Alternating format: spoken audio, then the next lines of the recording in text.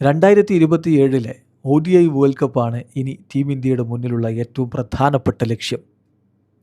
ആ ടീം എന്ന് സെറ്റാവുമെന്നൊരു ചോദ്യമുണ്ടല്ലോ. ഇപ്പോൾ T20യിൽ നിന്ന് നേരെ ODIയിലേക്കൊരു ഷിഫ്റ്റ്.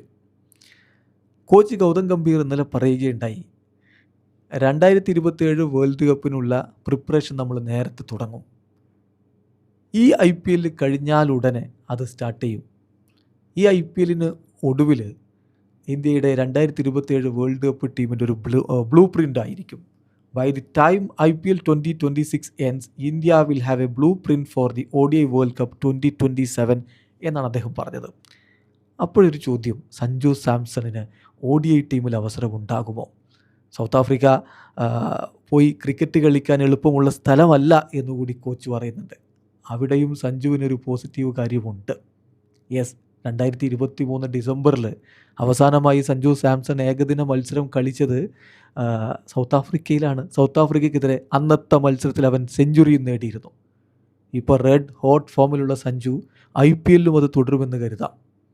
അതിനുശേഷം പിന്നെ ഒരു 25-30 ODI മത്സരങ്ങൾ IPL 2026നും ODI വേൾഡ് കപ്പ് 2027നും ഇടക്കുണ്ട്.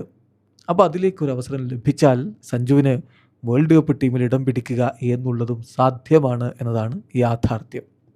ഇപ്പോൾ ആ വേൾഡ് കപ്പിനുള്ള ഇന്ത്യയുടെ ഒരു പ്രോബബിൾ 11 എങ്ങനെയാവും? തീർച്ചയായിട്ടും രോഹിത്തും കോഹ്ലിയും ഒക്കെ കളിക്കുന്ന അവസാന ടൂർണമെൻ്റ് അതായിരിക്കുമെന്നാണ് നമ്മളൊക്കെ കരുതുന്നത്. അപ്പോൾ രോഹിത്തിന് കൂടെ സഞ്ജു ഓപ്പൺ ചെയ്താൽ എങ്ങനെ ഉണ്ടാവും? പിന്നാലെ വിരാട് വരുന്നു, പിന്നെ ഇഷാൻ കിഷൻ വരുന്നു, ശ്രേയസ് അയ്യർ വരുന്നു, ദ്യൂബയോ നിതീഷ് കുമാർ റെഡ്ഡിയോ ഓൾറൗണ്ടറുടെ റോളിൽ വരുന്നു, ഹാർദിക് പാണ്ഡ്യ വരുന്നു, അക്സർ പട്ടേൽ അതിന് പുറകിൽ വരുന്നു, പിന്നെ കുൽദീപ് യാദവ് സ്പിൻ ബോളറുടെ റോളിൽ, മുഹമ്മദ് സിറാജും ജസ്പ്രീത് ബുംറയും പേസർമാരുടെ റോളിൽ. ഇങ്ങനെ ഒരു 11 ആണെങ്കിലോ തീർച്ചയായിട്ടും അതൊരു മികച്ച ടീമായിരിക്കും. ഏതായാലും ഇനിയും സമയമുണ്ട്. പക്ഷേ ഈ IPL കഴിഞ്ഞാൽ ഉടൻ വേൾഡ് കപ്പിനുള്ള പ്രിപ്പറേഷനിലേക്ക് കടക്കുകയാണ്. സഞ്ജുവിനിത് സുവർണാവസരമാണ്.